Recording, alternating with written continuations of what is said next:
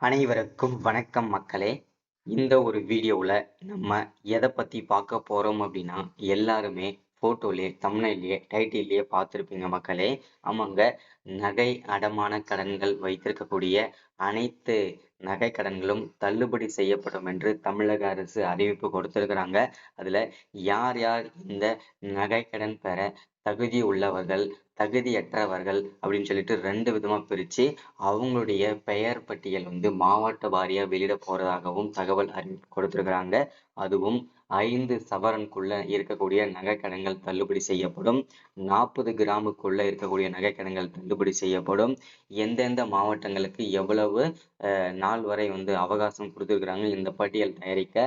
So அது மட்டும் இல்லாம உங்களுடைய பெயர், அதாவது எப்படி இதுல வரணும், ஸோ எந்தெந்த வங்கிகளில் வைத்திருந்தால் இந்த நகை அடமான கடன்கள் தள்ளுபடி செய்யப்படும் அப்படின்ற முதற்கொண்டு எல்லாமே தெளிவா துல்லியமா இந்த ஒரு வீடியோல பார்க்க போறோம்.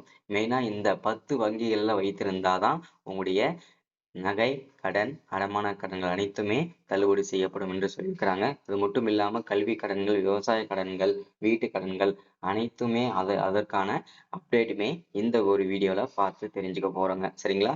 ஸோ இது எல்லாமே நம்ம பார்த்து தெரிஞ்சுக்கிறதுக்கு முன்னாடி நமது கவர்மெண்ட் ஜாப் டெய்லி அப்டேட் சேனலுக்கு இப்போதான் நீங்க ஃபர்ஸ்ட் டைமா முதல் முறையா நமது சேனலை பார்க்குறீங்க, நம்ம வீடியோவை பார்க்குறீங்க அப்படின்னா மறக்காம சப்ஸ்கிரைப் பண்ணிட்டு பக்கத்துல இருக்கிற பெல் பட்டனை கிளிக் பண்ணி ஆல் என்ற ஆப்ஷன்ல போட்டு வச்சுக்கோங்க.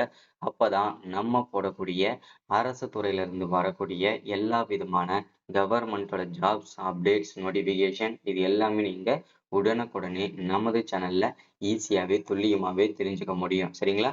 ஸோ அது மட்டும் இல்லாம உங்களுடைய ஃப்ரெண்ட்ஸ், ரிலேட்டிவ்ஸ், கான்டாக்ட்ல இருக்கிறவங்க எல்லாருக்குமே ஷேர் பண்ணீங்கன்னா ரொம்ப ரொம்ப பயனுள்ளதா இருக்கும். இந்த மாதிரி முக்கியமான வீடியோஸ் அப்டேட் நோட்டிபிகேஷன்லாம் நமது சேனல்ல தான் ரெகுலரா அப்டேட் ஆயிட்டு இருக்குங்க.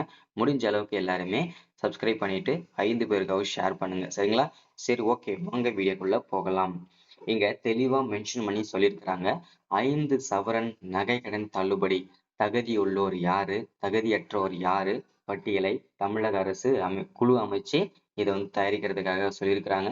ஸோ இதை பத்தின முழு தகவலுமே நம்ம பார்க்கலாங்க. சரிங்களா?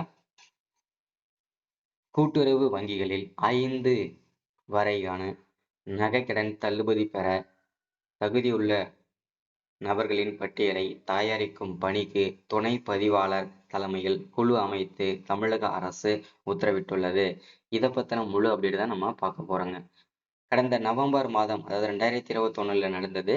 அந்த ஆட்சி காலத்துல, அதாவது அப்பதான் ஆட்சி பிடிக்கிற காலம். ஸோ அப்போ பாத்தீங்கன்னாக்க நாங்க ஆட்சிக்கு வந்தாக்க இந்த நகை கடன்கள் தள்ளுபடி செய்யப்படும் என்று திமுக அறிவிச்சிருந்தது. அதே போல கடந்த நவம்பர், அதாவது 2021, சரிங்களா, அதே போலதான் இப்போ இந்த வரக்கூடிய செப்டம்பர், ஓகேங்களா, செப்டம்பர் டு நவம்பருக்குள்ள நகை கடன்கள் அனைத்தும் தள்ளுபடி செய்யப்படும் என்று தமிழக அரசு அறிவிப்பாக கொடுத்திருக்கிறாங்க. சரிங்களா? கூட்டுறவு வங்கிகளில் 5 சவரன் வரை வைக்கப்பட்டுள்ள நகை கடன்களை தள்ளுபடி செய்து உத்தரவிட்டுள்ளது. இந்த நிலையில் நகை கடன் தள்ளுபடி பெற தகுதியுள்ள நபர்களின் பட்டியலை தயாரிக்கும் பணிக்கு முழு அதாவது குழு அமைத்து தமிழக அரசு உத்தரவிட்டிருக்காங்க. சரிங்களா? யாரெல்லாம் தகுதியா இருக்காங்களோ அவங்கள கண்டுபிடிக்கிறதுக்காக ஒரு குழு அமைச்சு அதுல பாத்தீங்கன்னாக்கா செலக்ட் ஆகிறவங்கள இதுல நகைக்கடன் அவங்க வச்சிருக்கிற எந்த வங்கிகளை வைத்து, அதாவது குறிப்பிட்ட அந்த 10 வங்கிகளை வைத்திருந்தால உங்களுடைய நகைக்கடன்கள் தள்ளுபடி செய்யப்படும் என்று தமிழக அரசு அறிவிச்சிருக்கிறாங்க. சரிங்களா? இந்த குழு தகுதி உள்ளவர்களின் பட்டியலை தயாரிக்கும் என்றும் துணை பதிவாளர் தலைமையில் இந்த குழு செயல்படும் என்றும் தெரிவிக்கப்பட்டுள்ளது. இந்த குழு நகைக்கடன் தகுதி பெற தகுதி வாய்ந்த மற்றும் தகுதியற்றவர்களின் பட்டியலை தயாரித்து கூட்டுறவு சங்கங்களுக்கு வழங்கும் என்றும் தெரிவிக்கப்பட்டுள்ளது அப்படின்றத தெளிவா மென்ஷன் பண்ணி சொல்லியிருக்கிறாங்க. சரிங்களா? மேலும் இந்த குழு தயாரிக்கும் பட்டியல் கூட்டுறவு சங்கங்களுக்கு வழங்கப்பட்டு இணையதளத்தில் வெளியிடப்படும் என்றும் தெரிவிக்கப்பட்டுள்ளது அப்படின்றத மென்ஷன் பண்ணி சொல்லியிருக்கிறாங்க. சரிங்களா? முன்னதாக தாங்கள் ஆட்சிக்கு வந்தால் கூட்டுறவு வங்கிகளில் பெற்றுள்ள பயிர் கடன்கள் மற்றும் நகை கடன்கள் தள்ளுபடி செய்யப்படும் என கடந்த சட்டப்பேரவை தேர்தலின் போது திமுக வாக்குறுதி அளித்தது.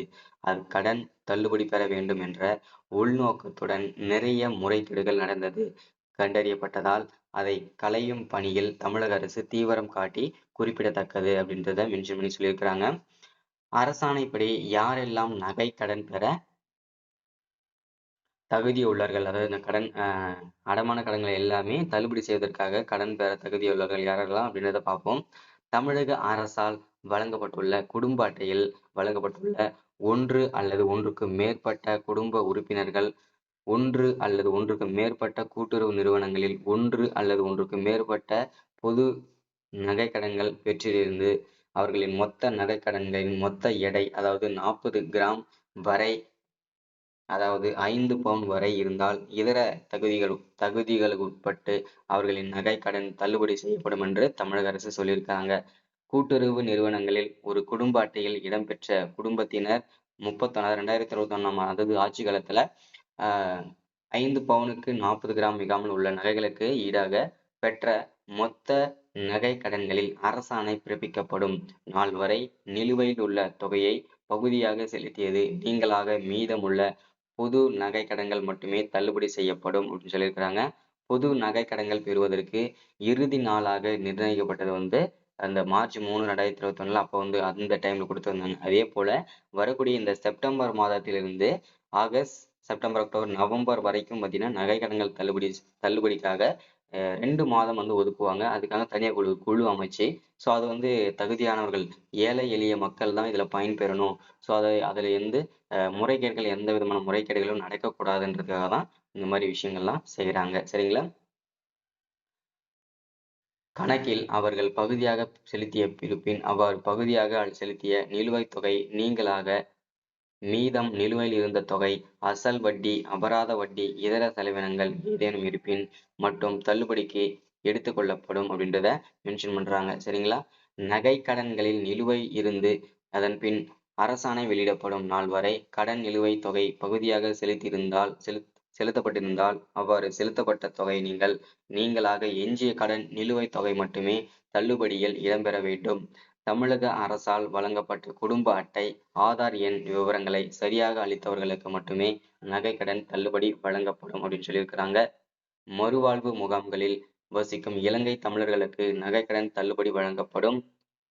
தமிழக அரசின் குடும்ப ஓய்வூதியதாரர்களுக்கு நகைக்கடன் தள்ளுபடி தகுதியானவர்கள் தற்போது வரை செல்லுபடியாகக்கூடிய குடும்ப அட்டை வைத்துள்ள நகை கடன்தாரர்கள் தள்ளுபடி பெற தகுதியானவர்கள் என்றதை மென்ஷன் பண்ணியிருக்காங்க. நீங்க ரேஷன் கார்டு வச்சிருந்தீங்க, ஸ்மார்ட் கார்டு வச்சிருந்தீங்கன்னா நீங்க கடன் பெற தகுதியானவர்கள் தான். ஆழமான கடன்கள் தள்ளுபடி செய்வதற்கான தகுதியானவர்கள் தான். இலங்கை தமிழர்களுக்கு நகை கடன் தள்ளுபடி கிடைக்கும். அதே மாதிரி ஓய்வூதியாளர்கள், ஓகேங்களா, இப்போ ஓஎஃப் பணம், பிஎஃப் இந்த மாதிரி வாங்கிட்டு இருக்காங்க இல்லையா, அவங்களுக்குலாம் நகை கடன் தள்ளுபடி உறுதி. சரிங்களா? இவங்களை தவிர்த்து இவங்கெல்லாம் ஓரளவுக்கு ஸ்டேட்டஸ்ல இருக்கிறவங்க, கொஞ்சம் வளர்ந்தவங்க, அவங்க எல்லாம் இருக்காங்க இல்லையா, பணக்காரங்க, அவங்களுக்குலாம் இதெல்லாம் கிடைக்கக்கூடாது.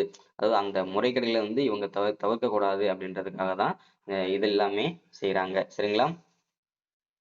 நகை கடன் பெற தகுதியில்லாத குடும்பங்கள் நபர்கள் பாத்தீங்கன்னாக்க இதுல தமிழக அரசால் வழங்கப்பட்டுள்ள குடும்ப அட்டைகளில் வழங்கப்பட்டுள்ள ஒன்று அல்லது ஒன்றுக்கு மேற்பட்ட குடும்ப உறுப்பினர்கள், ஒன்று அல்லது ஒன்றுக்கு மேற்பட்ட கூட்டுறவு நிறுவனங்களில் ஒன்று அல்லது ஒன்றுக்கு மேற்பட்ட பொது நகை கடன்கள் பெற்றிருந்து 5 பவுனுக்கு மேல் இருந்தால் அவர்கள் கடன், அதாவது 5 பவுனுக்கு மேல இருந்துச்சுன்னா நீங்க தகுதியில் இருந்ததை மென்ஷன் பண்ணி சொல்லியிருக்கிறாங்க. சரிங்களா? குடும்ப அட்டை எண் வழங்காதவர்கள் மற்றும் தவறாக வழங்கியவர்களுக்கு நகைக்கடன் தள்ளுபடி செய்யப்படாது அப்படின்னு சொல்லியிருக்காங்க. ஆதார் எண்ணை வழங்காதவர்கள் மற்றும் தவறாக வழங்கியவர்களுக்கு கிடையாதுன்னு சொல்லியிருக்காங்க. கூட்டுறவு சங்கங்களில் பணியாற்றும் ஊழியர்கள் மற்றும் அவர் தம் குடும்பத்தினர், கூட்டுறவு சங்கங்களில் உள்ள நிவாரண குழு உறுப்பினர்கள் மற்றும் அவர் தம் குடும்பத்தினருக்கு நகைக்கடன் தள்ளுபடி கிடையாதுன்னு சொல்லியிருக்கிறாங்க. அனைத்து அரசு ஊழியர்கள் மற்றும் அவர் தம் குடும்பத்தினருடன் நகைக்கடன் தள்ளுபடி கிடையாது. எந்த பொருளும் வேண்டாத குடும்ப அட்டைகளுக்கு நகைக்கடன் தள்ளுபடி கிடையாது அப்படின்னு சொல்லியிருக்காங்க. ஸோ இதே மாதிரி இந்த மாதிரி இருக்கிறவங்களுக்கெல்லாம் நகைக்கடன் தள்ளுபடி கிடையாதுங்க. அடுத்தது நகைக்கடன் தொகையை முழுமையாக செலுத்தியவர்களுக்கு நகைக்கடன் தள்ளுபடி கிடையாதுன்னு சொல்லியிருக்கிறாங்க. ஸோ இது எல்லாமே நகைகளே இல்லாமல் ஏற்றளவில் வழங்கப்பட்ட நகைக்கடன்களுக்கு தள்ளுபடி கிடையாதுன்னு சொல்லியிருக்காங்க. போலி நகைகளில் வழங்கப்பட்ட நகைக்கடன்களுக்கு தள்ளுபடி கிடையாதுன்றதை மென்ஷன் பண்ணி சொல்லியிருக்காங்க. சரிங்களா? ஸோ இதெல்லாம் பார்த்துக்கோங்க. ஸோ இன்னைக்கான வீடியோ அப்டேட் இதுதான். அதே மாதிரி ஆதார் அட்டையில் தமிழக அரசு முகவரி இல்லாமல் ஆந்திரா, கேரளா, தெலுங்கானா, புதுச்சேரி உள்ளிட்ட மாநிலங்களில் முகவரி இருந்தால் அவர்களுக்கு நகைக்கடன் தள்ளுபடி கிடையாதுன்றதை மென்ஷன் பண்ணி சொல்லியிருக்கிறாங்க. சரிங்களா? நகைக்கடன் தள்ளுபடி ஆகணும் அப்படின்னா நீங்க தமிழ்நாட்டில் இருக்கணும், தமிழ்நாடு அட்ரஸ் இருக்கணும். ஸோ இது எல்லாமே ரொம்ப அவசியமா இருக்கணும். 5 பவுனுக்குள்ள இருக்கணும், 40 கிராமுக்குள்ள இருக்கணும். ஸோ அதே மாதிரி நீங்கள் அரசு ஊழியராக இருந்தீங்கன்னா உங்களுக்கு தள்ளுபடி கிடையாது, இந்த மாதிரி விஷயங்கள்லாம் இருக்குதுங்க. சரிங்களா? ஸோ இன்னைக்கான வீடியோ அப்டேட் இதுதான். ஸோ மறக்காமல் சப்ஸ்கிரைப் பண்ணுங்கள், லைக் பண்ணுங்கள், ஷேர் பண்ணுங்கள். தேங்க்யூ.